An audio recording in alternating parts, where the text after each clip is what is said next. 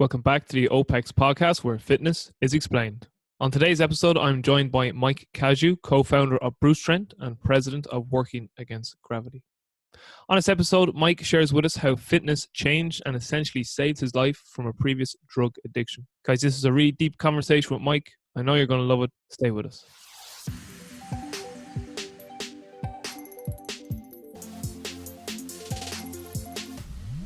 Mike, thank you so much for making time to come on to the podcast today. I really appreciate you making time. I know you're a super busy guy. Anyone who's got a personal assistant is a busy person. So I really appreciate it. But for the listeners who may not be too familiar who you are, which I would imagine will be very little, fill us in on the background, my man. Robbie, I'm so happy to be here, man. Just by looking at you sent me a few of the questions that you had in mind beforehand, and we got to talking, and I don't know much about you, but I think we have a lot in common, and I'm excited to have this conversation with you, dude. And I didn't know you were in Ireland, by the way. I knew you talked funny over online, but I didn't know you were in Ireland. I love Ireland. I went there this summer for the first time. What part? Ballyvaughan. Ballyvaughan. Ballyvaughan. Yeah, we went all over, but that's where I stayed for the most part. Do you know what county that's in? Ballyvaughan? I don't.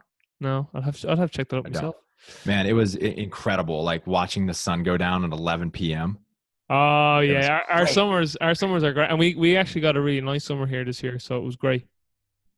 Yeah, it was like perfect weather for the entire week. And they told us that usually it's just like piss and rain and it's cold.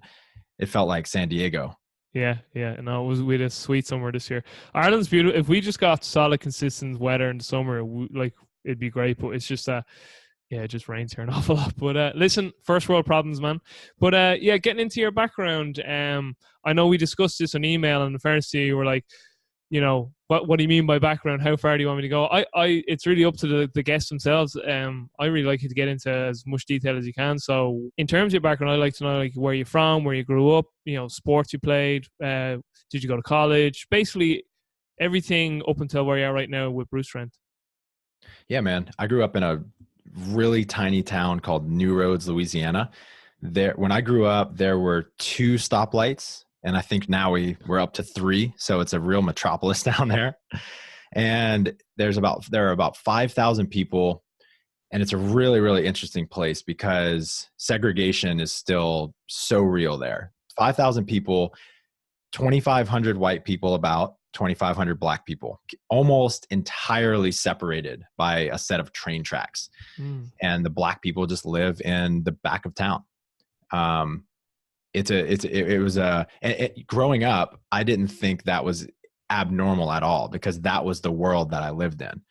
And I think it definitely had a huge impact on me, much more than I thought.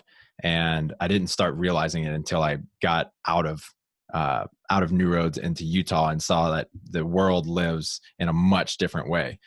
So I grew up there. I played every sport imaginable. I was always playing something. I played football, baseball, soccer, basketball. I got into weightlifting and powerlifting when I was about 14. And I was also very into drugs and alcohol, and that was a big part of my teenage years. And so I was 9 years old and I took my first shot of whiskey, and it was kind of for a few years, it was a slow downhill. And then when I was about 14, it went way, way downhill. Were you about to say something? You've definitely got some Irish in you. Some Irish? Oh, absolutely, man. Can you hear it? If you're drinking at 9 years of age, yes. Yeah, you've definitely some Irish in your blood because that's quite normal over here. Yeah, man. About 25% Irish and Scottish. So, yeah, my teenage years, I became really addicted to prescription painkillers and benzodiazepines and alcohol and opiates. Really opiates were my big thing. But I kept playing sports. So there were 2 constants in my life. It was drugs and sports. And so up until I left for rehab in 2008, I was still training hard to play baseball. And I was nearly positive that I was going to play some form of, small college baseball. And in 2008, I was going to get kicked out of school for a, terrible mistake. And my parents said they were sending me to rehab. So they did that. They sent me to Utah, and I went to a wilderness therapy program first. Bunch of guys, about 15 guys my age. And it was in the middle of the desert in Utah, and it was in February. And so it was freezing cold, probably -20 to -40 every single night. And I'm withdrawing from opiates. It was not pretty, man. Not pretty at all. And they had us, they taught us to talk about our feelings and kind of out ourselves and be honest. And I was not having any of it. So they sent me to another rehab in Salt Lake City, Utah. And that's where my real transformation really happened. That lasted for 9 months. It was a residential treatment center. And my day-to-day life there looked like at least an hour of individual therapy, at least 2 hours of group therapy. I finished high school while I was there. And then the rest of the day, we would have therapeutic exercises and what they would call DBT, diabolical behavior training, something like that, dialectic behavior training, just a bunch of things to help us think a little bit more clearly, help us get in touch with our emotions, help us communicate with each other more effectively, all that type of stuff.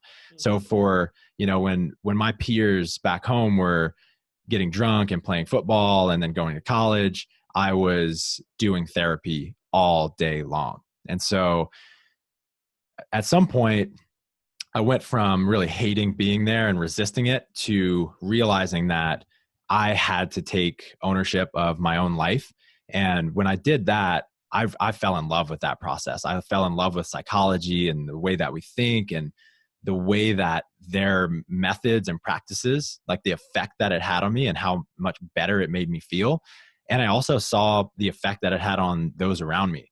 And I'm telling you this because today, those things, like that's some of the stuff that I value most in life is being able to use those same practices and principles in my life and then help others do the same. And that's kind of where that was birthed for me.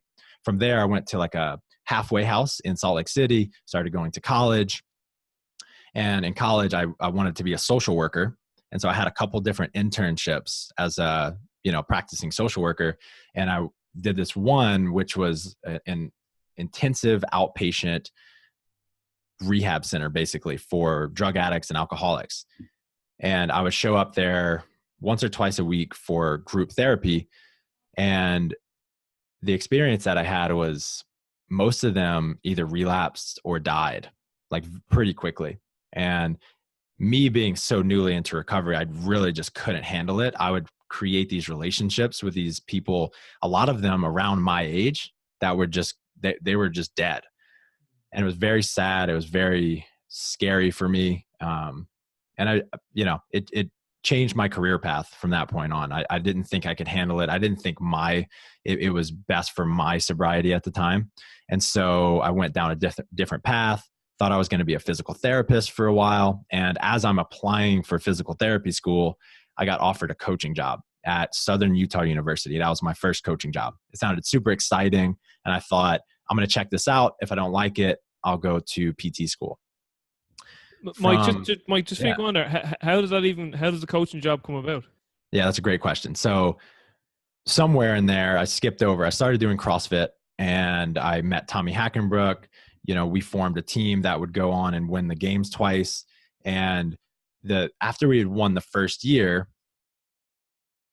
I was having a conversation with one of my teammates' husbands, who was at the time the director of strength and conditioning at Southern Utah University. And he knew I just graduated. He knew I had been coaching, and we just talked about strength and conditioning a good bit. And so he just offered me the job. It was pure chance and luck, and that was a huge turning point in my life for sure. At that point though, all I knew about training was what I had learned from, general like CrossFit.com. And then what I had learned from our coach, who is Rob McDonald at Jim Jones, who I still believe is, an incredible coach. And I'm very lucky that I had exposure to a coach like that, because if not, I think I would have been very narrow-minded and, may have never gotten to experience coaching at that level. And so, but when I got to SUU, I was just like a CrossFit coach. I didn't know how to coach gymnasts and football players and stuff like that. And I was lucky enough to meet a guy named Jacob Hutton. And Jake, still to this day, is one of the best coaches I've ever met. He has such a depth of knowledge of nutrition, training, mindset, recovery, everything. And he's able to simplify and distill principles in a way that people really understand. And he's also just very persuasive in the way that he gets people to buy in. And I just learned so much from that guy. And Southern Utah University is in this tiny town called Cedar City, Utah. And it's 99% LDS people, Mormons, which I didn't have much in common with. So basically I had zero friends out there. So I would wake up, start training kids at 5. I would get home at 6, 7 p.m. And then I would just read Testosterone Nation all night long, or write my programs. And so I was just living and breathing strength and conditioning. And I felt like I transformed as a coach really, really quickly. And I was just super passionate about it because I felt like I was developing skills at such a rapid rate, and I was able to be really effective with people. I'll try to get through this as quickly as possible. This is exactly what I want. It's brilliant. Good. So I didn't love it there. And I think mostly because just the lifestyle of living in Cedar City. I'm an extrovert, and community is extremely important to me. And I had no friends. Like Jake was a friend, but we were just so busy. We were both so busy. I just didn't have any friends, and I didn't like my life there. And a couple years earlier, I had met this guy named Matt Bruce, and Matt was still lifting at the time. At the time, he was a 7-time world team member for the United States as an 85 kilo weightlifter. He was training under Gail Hatch, which is one of the most successful coaches in United States history. And he's had 3 Olympians. And I went in there to train for CrossFit just to try to get stronger. And just a quick story about Matt. This dude is lightning fast. And if you ask, still to this day, if you ask Kendrick Ferris or Chad Vaughn, who is the strongest weightlifter, like legs, of anyone they knew while they were lifting, and they'll say Matt Bruce. This dude was a fucking tank. I'm sorry, I don't know if I can curse on here. Absolutely, you can curse. Awesome, man.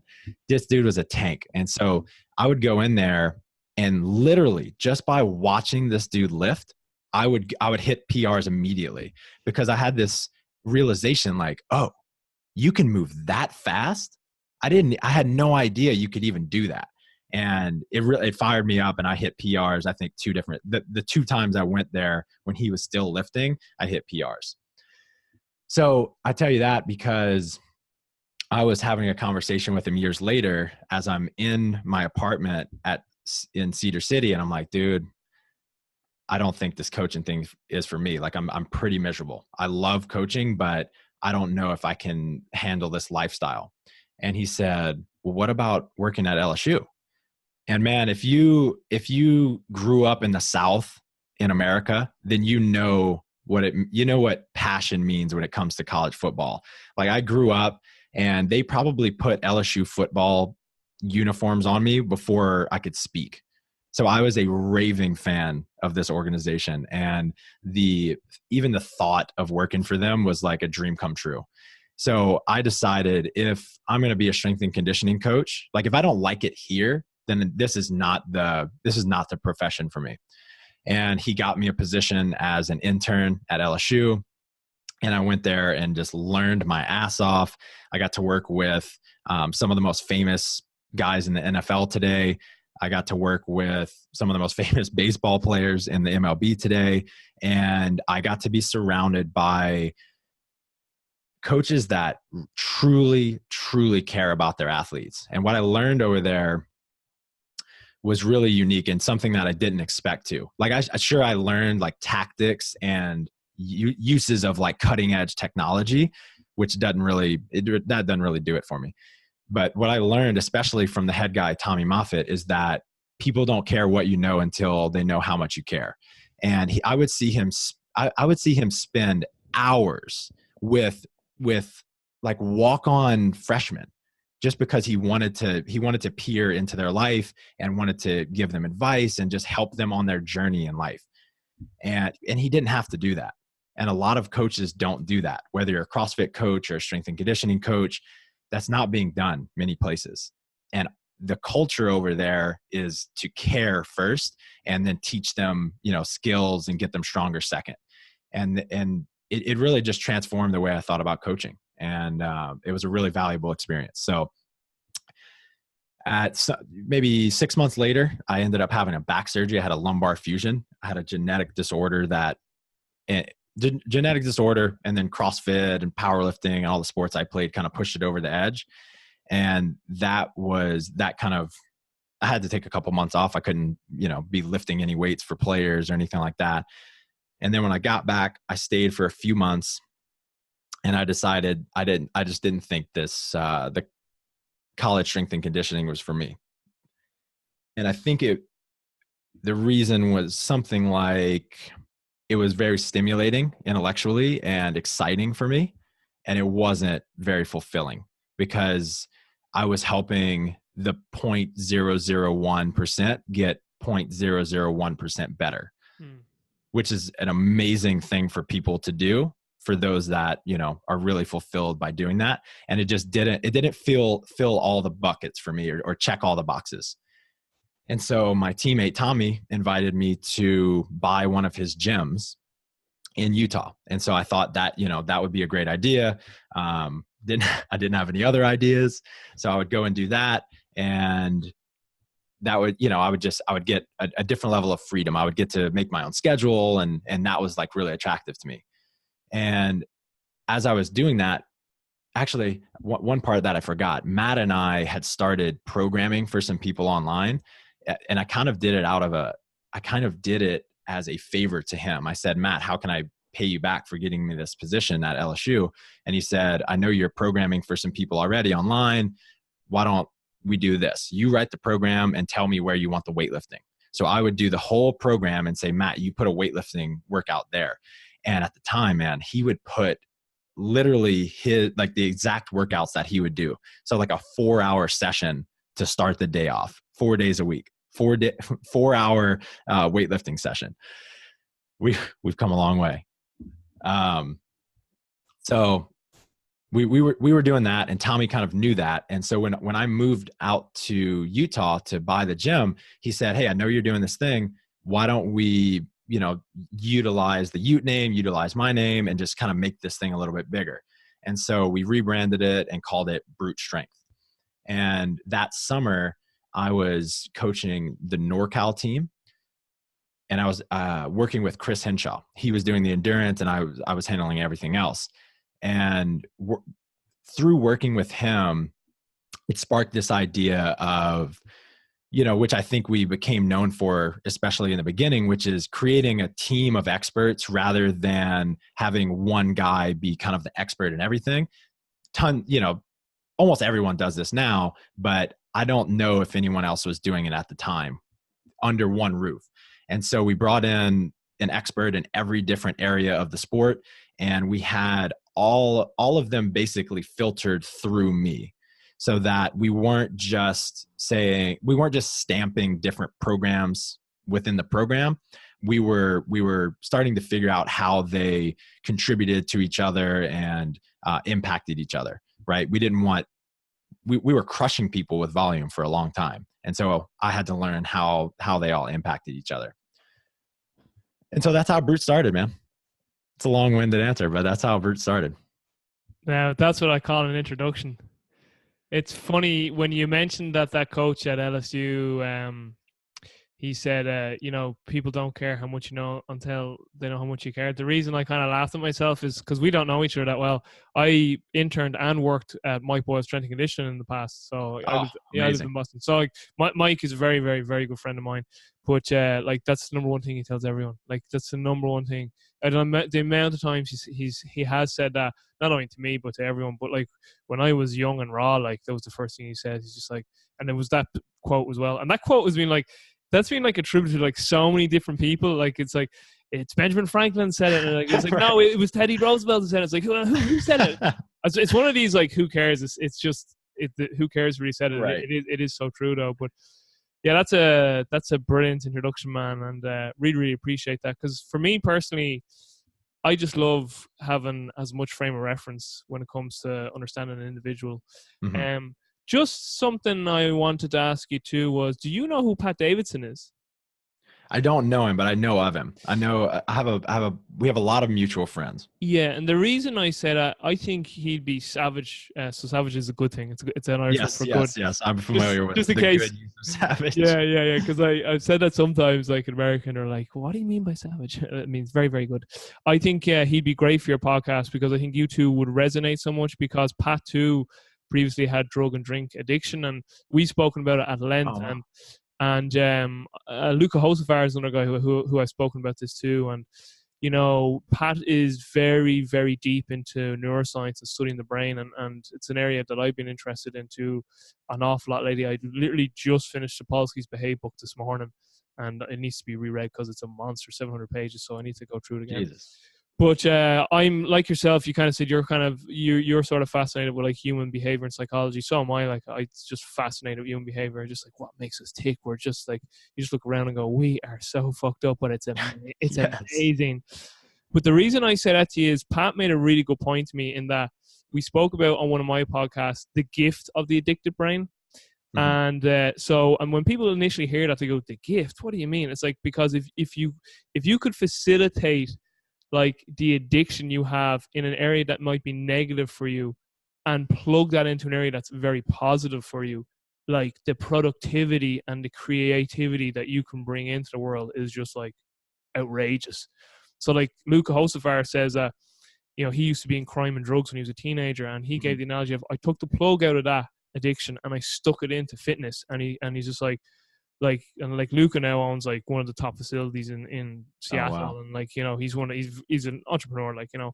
And then same with Pat in terms of like his impact now on the whole strength and conditioning community. Like, everyone's like, Pat Davidson, like his PhD, like, you know, he took that like addicted brain, and instead of continuing down the path of drugs and drink, he put it towards attaining a master's and a PhD, and then became a professor at Springfield, and then worked at Peak, and now wrote Mass 1 and Mass 2. And he's just an absolute genie, like, you know, in terms of the way he thinks and sees the world.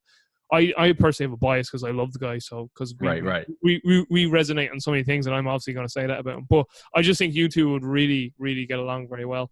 Yeah, man. You have to connect me. Absolutely. Sounds like And a kick-ass dude. oh, he's strong as fuck. He's an absolute machine. Nice. He's He's better if he's got books called Mass 1 and Mass 2. Oh yeah, he's a legend. You love him too, and as well, he writes his books around 1980 movie themes. So Mass was Mass was around. Which one was Mass around the movie? Oh, it's going to come to me now, because Mass 2 is all around the Terminator.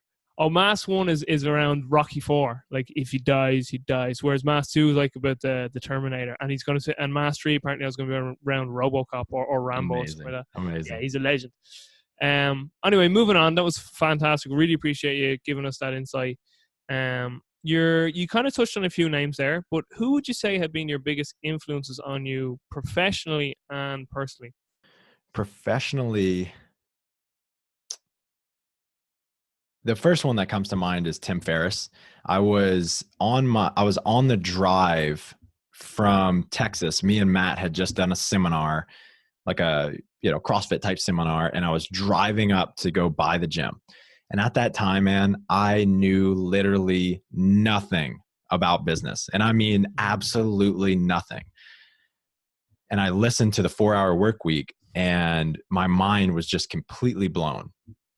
Because I grew up thinking that business owners were kind of I thought they were kind of crooks, Mm. and which is a completely ignorant thing to think, because there are tons of great entrepreneurs that are great people, and there are some terrible ones that are terrible people.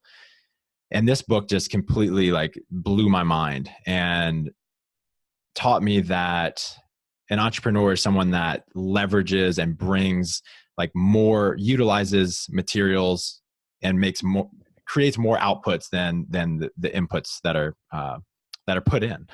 Mm. And he also showed me the idea of lifestyle design, which I never heard of, the ability to just create whatever you want in life.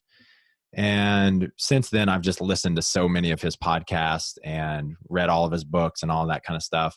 And I just appreciate, I think more than anything, that he's constantly trying to ask himself better and better questions. And he's trying to get to the root of everything, of his own health and fitness, of his psychology.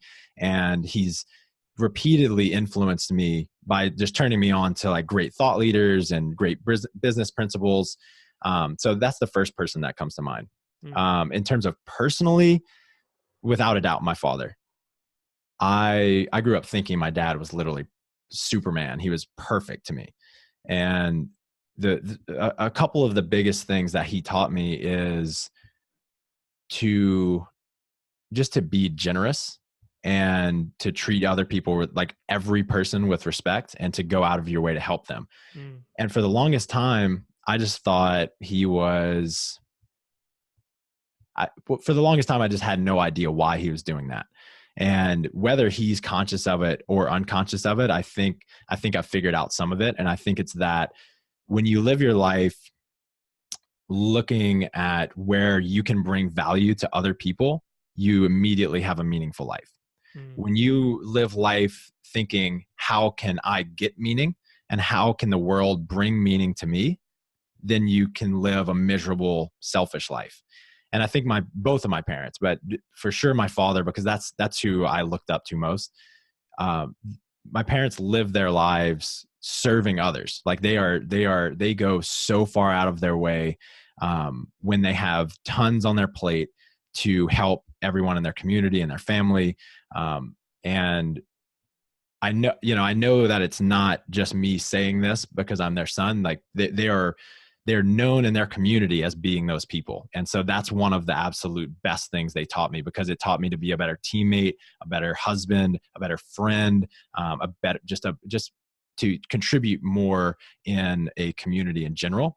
And it's given me a sense of meaning, because now a lot of the work that I do is I'm focused on how can I make your dreams come true rather than my own, because I know if I make yours come true, that's going to give me this feeling of meaning that I deeply, deeply want. Does that make sense? Yeah. It's a reciprocity.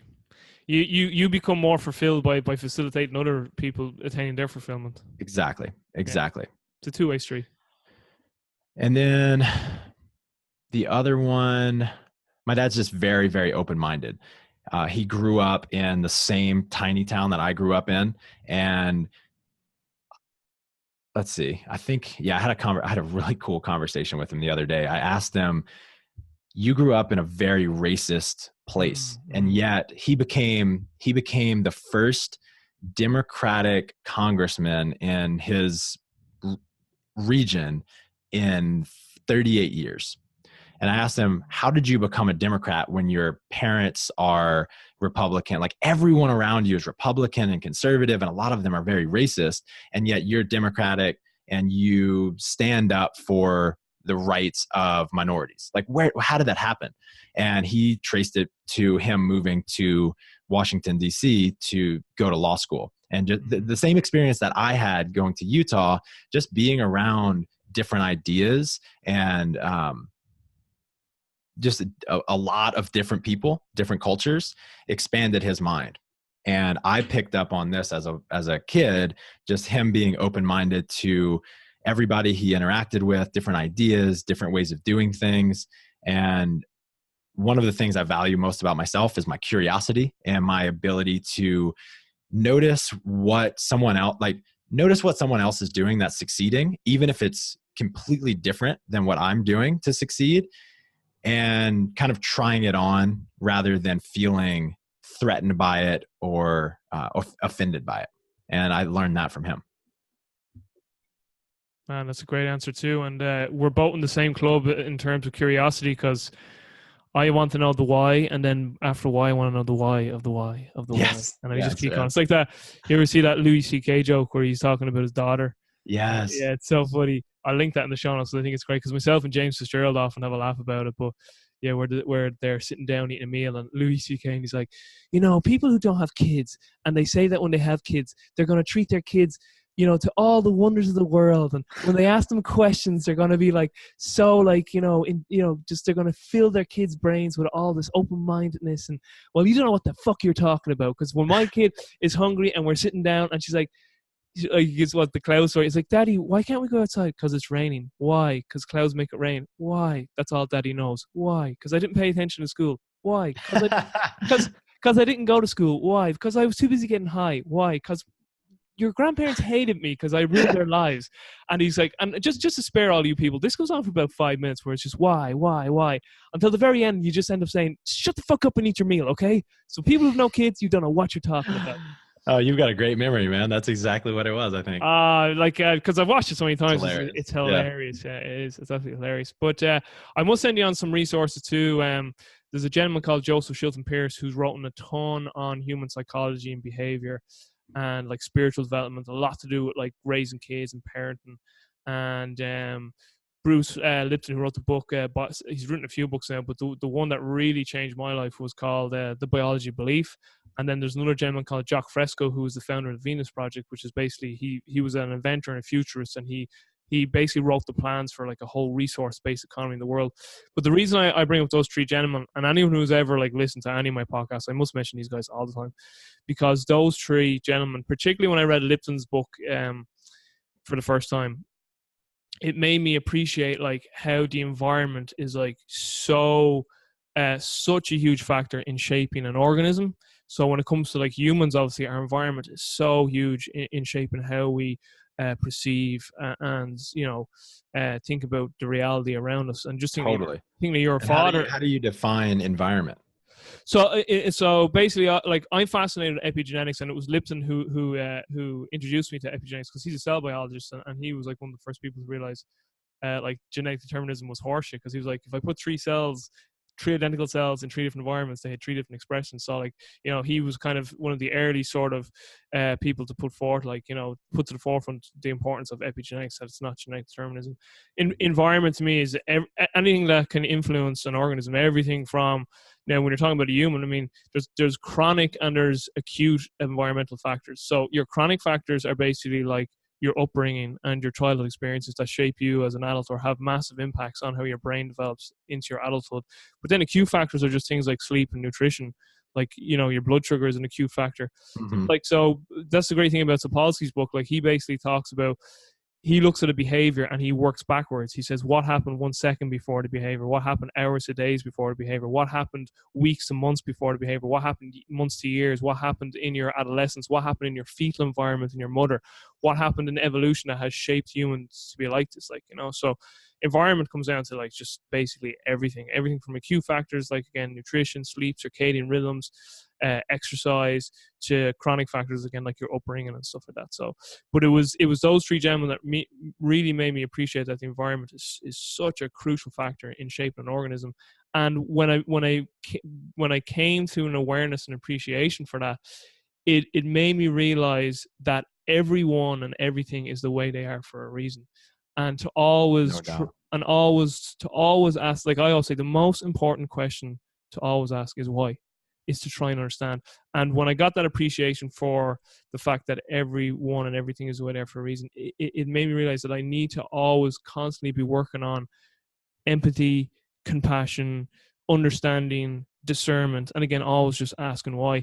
And people misunderstand that, Mike, in that when they hear me speak about this for the first time, they get this impression that, oh, so you give everyone a free ticket then. So like the murderer or the rapist or Hitler, like, oh, you just love, they're all like, oh, it's just like, it's all, don't worry, it was in their environment, I forgive them. And it's like, No. Like, that's not the way. If someone's an asshole, they're an asshole. But what's important to understand is there's a reason why they're an asshole, or they did something that wasn't that wasn't good for humanity.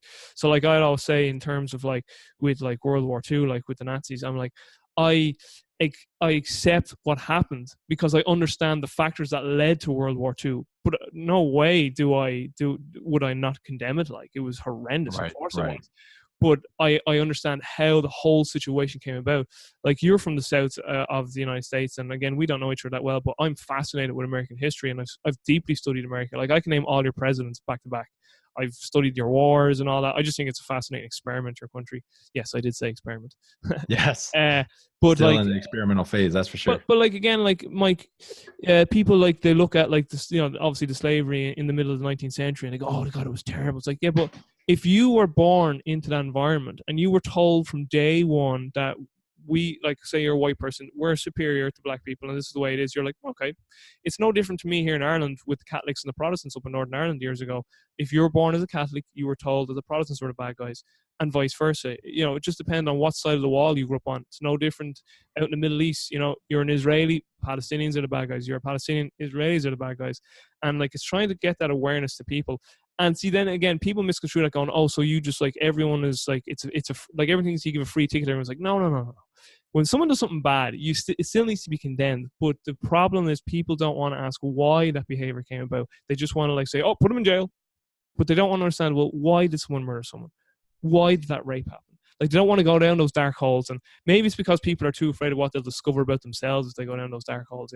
But I'm the person who's like, I want to understand this. Like, I really want to understand why that whole situation came out. Because unless it's a genetic defect, no human being is born into the world day one and knows what hate or love is, or just there's no anything. It's a clean slate. So that shit is environmental for the most part. So again, those three gentlemen I named, which I'll put in the show notes, and if you want to, I'll send them on to you if you're interested in those resources. They just made me really appreciate, like, the environment is so crucial in shaping an organism, and by an organism I mean a human here. But can I share something real quick about that? Of course, yeah. One of the biggest mind fucks for me the last couple years is that, and I truly believe this, I think that our environment includes the people in it, and I think that is the most influential thing in our entire lives, the people in our lives.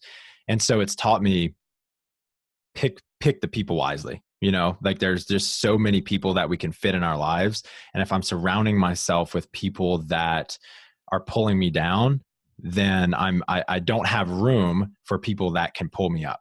And that's not to say shun your family, shun your friends that aren't at the same level as you. But I'm definitely constantly looking to upgrade my environment, which is the people in it.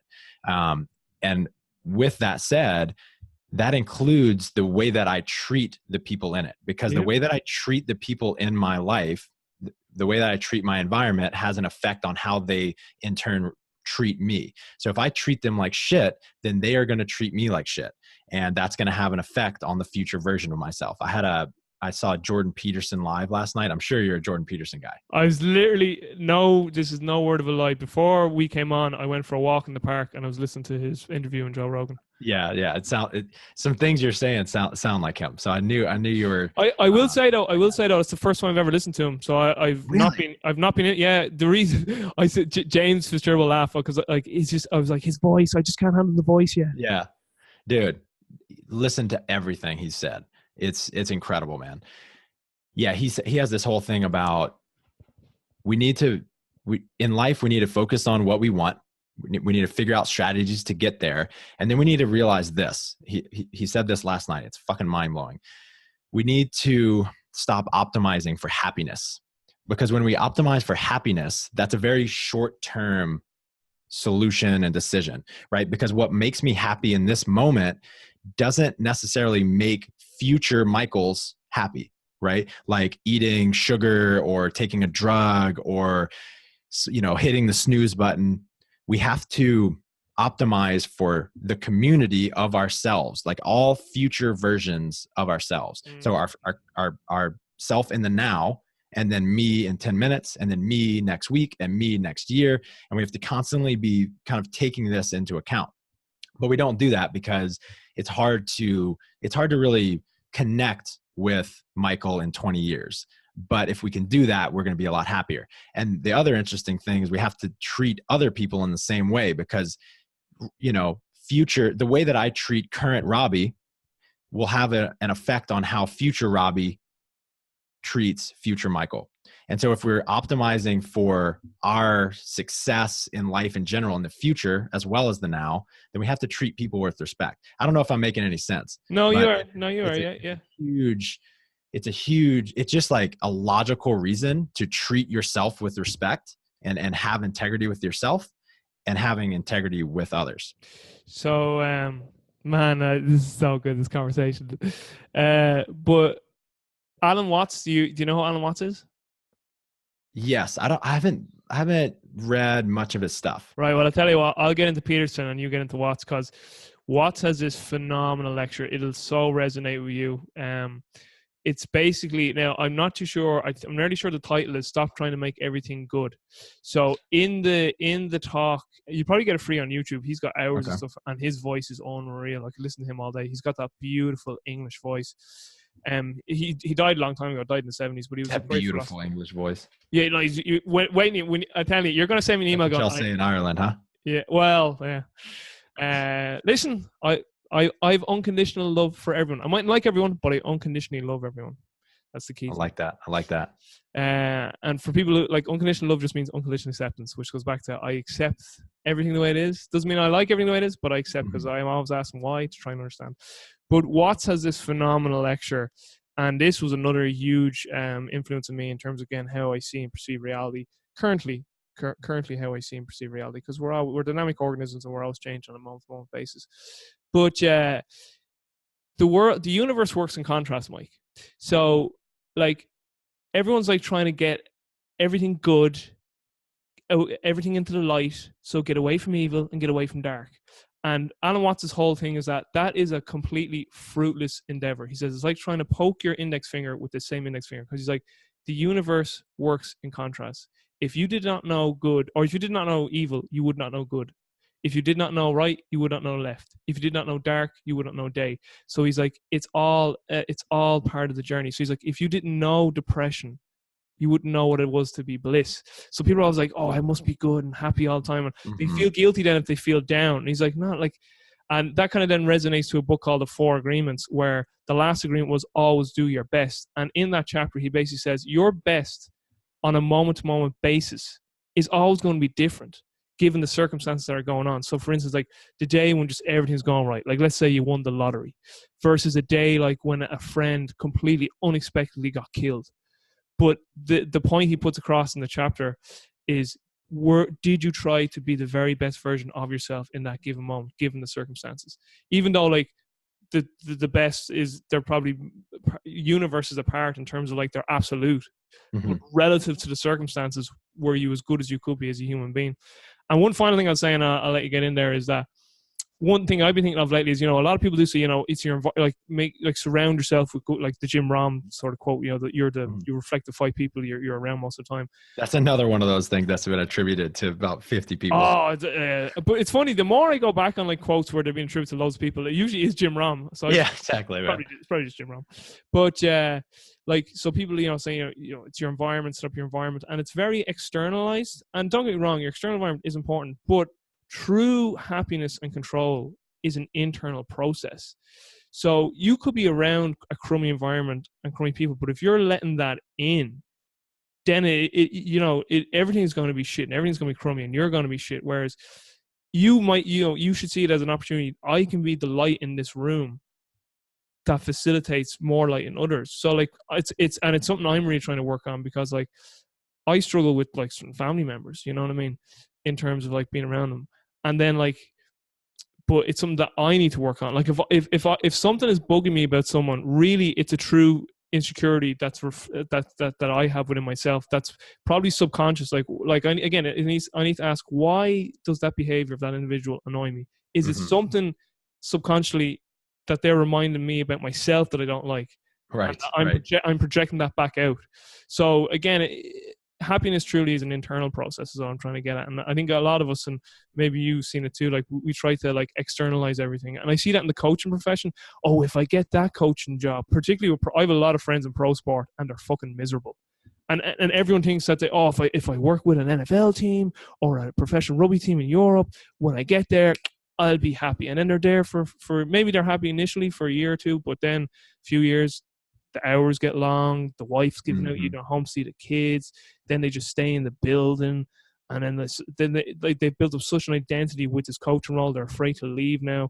And if you think about it too, if you're building your identity to something external too, that's not a good thing either, like, you know, because we're all on this fucking journey of self-actualization. Like, why are we here? Like, you're Mike Caju, but like, that's just your name. It doesn't tell me anything about you as a spirit or a soul or a being in this planet. Same with me, like, so we're all on the same journey, and it's just like, that's again why I'm saying human behavior is fascinating. And man, your story is brilliant too. So thanks for putting up my little rant and raving there. Hell yeah, man! I'm glad we're going here, dude. This is turning into a Joe Rogan type episode. It is a Joe Rogan. Yeah, I'm just going to turn on this light here. But listen, I'll tell you what, we'll wrap up with a few questions here. And again, if you've got any more, like, you just keep talking because you're making me think. I'm going to be writing down loads of notes after this. But lessons, Mike, what would you say so far in your life have been your biggest lessons? Now, whether it's one or, you know, 2 or 3 lessons. I'm just going to turn on this light while you answer that so we can keep going. Yep.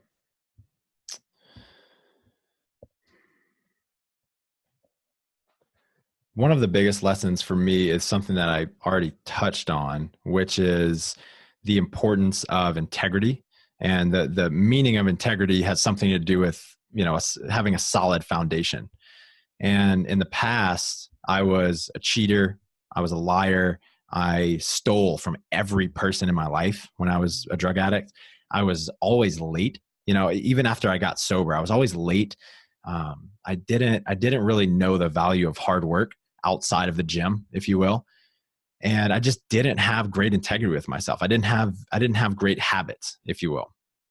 And I had an experience a couple years ago that was kind of a personal development seminar. And one of the things that I learned was the importance of integrity. And the way that they taught it to us first was you have to be on time for everything. And it was a really intense seminar. And if we were even a minute late, then they would put us on blast in front of like 300 people. And it was infuriating to me at first because I didn't get it. Like, I had paid the money for the seminar. Why are you doing this to me? This is bullshit. You're just trying to, like, I don't know, this is like some kind of power game, and you're trying to make a point. And I really didn't understand it. And by the end of the seminar, I completely got it. And it's that even something as simple as being on time is a piece of your integrity with yourself, right? If I say I'm going to be on this podcast at noon Central, then I better be here at noon Central. And if I'm not, then I lied to you. I committed to you and I lied to you. And now that's a tiny, tiny little thing if it's just that one thing. But I realized in myself, like, I was allowing myself to be late for things. And I was also allowing myself to commit to things at work and be late to them, or just kind of sweep them under the rug and hope people forgot about them, or tell people, you know, I would call them and not call them. There were all of these little things in my life that I was out of integrity with. And it gave me this sense of kind of being a fraud and just being kind of full of shit. And it wasn't only in relation to other people, it was in relation to myself. I would say, I'm not going to eat sugar for the next month. And then I go 3 days because I'm super motivated. Then it gets hard and I'm eating sugar again, out of integrity. I say I'm going to go to the gym, 5 days a week. I hang on for a little bit. It gets hard. I fail. I'm out of integrity.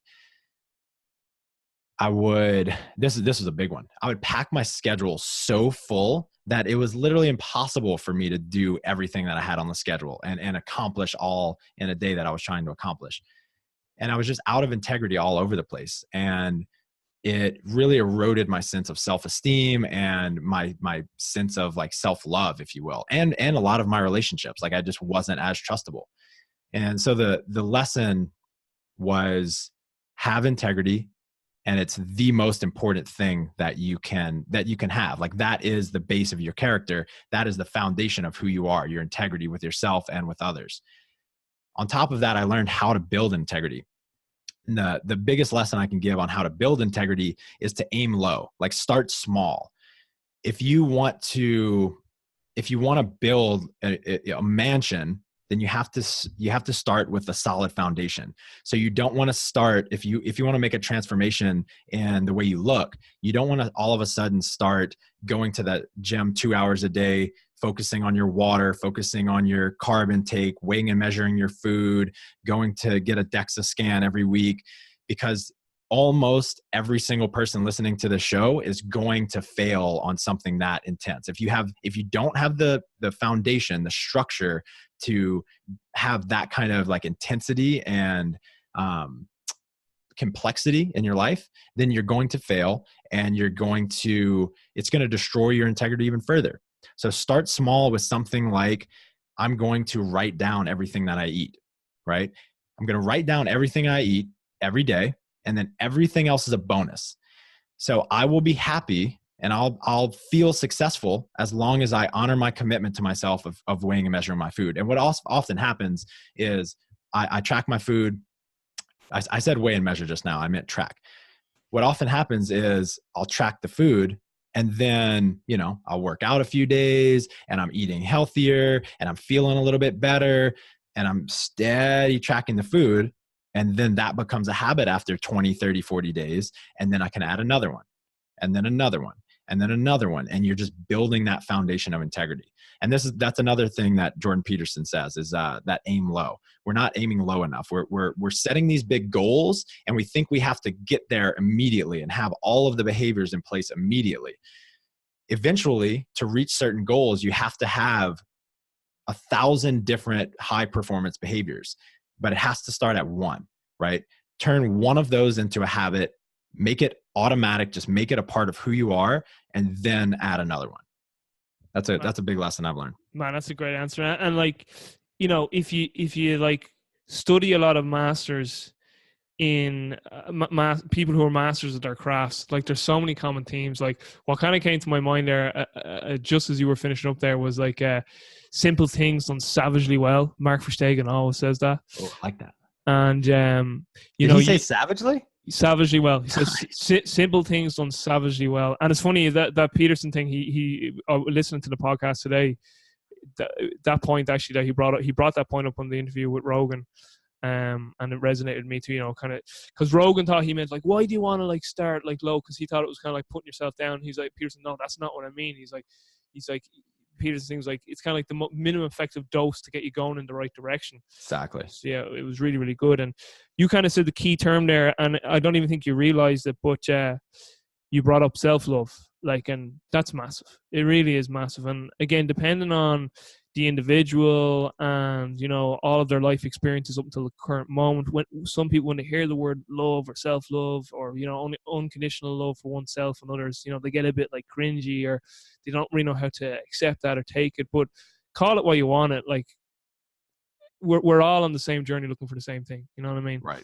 And peace of mind, tranquility, that's what it is, lack of stress, whatever you want to call that. Everybody wants some of that. Luca Hosvar has a great term. He calls it seeking significance, which I really like. I suppose the terms I always go back to are like self-actualization. And there was a great book I read called The Celestine Prophecy, and they basically say that every human being wants the same thing, which is to find their heaven on earth, like just pure, unadulterated, just bliss.